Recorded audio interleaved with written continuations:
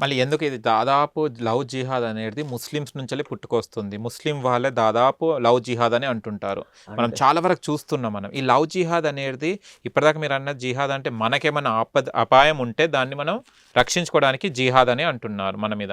కానీ వీళ్ళెందుకు దాన్ని ముస్లిమ్సే అంటే వేరే దాళ్ళు గాకుండా ముస్లిమ్స్ వాళ్ళే ఉంటారు. లవ్ జిహాద్ అనమని కూడా చాలా మందిని ఫోర్స్ చేసిన సందర్భాలున్నాయి. దీని మీద మీరేమంటారు?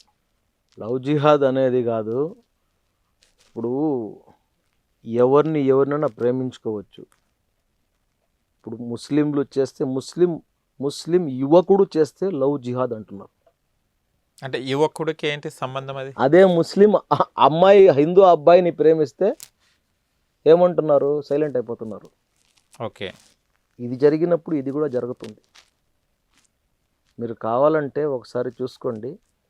ఈ లవ్ చేసుకునే వాళ్ళకి ప్రత్యేకంగా ఇలాంటివి ఏమి ఉండవు.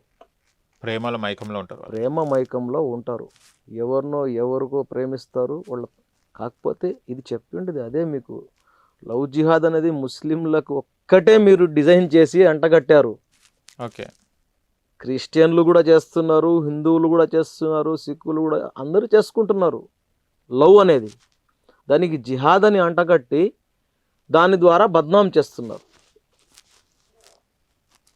దీనివల్ల ఈ అబద్ధపు ప్రచారము, దీనిలో ఎలాంటి వాస్తవాలు లేవు.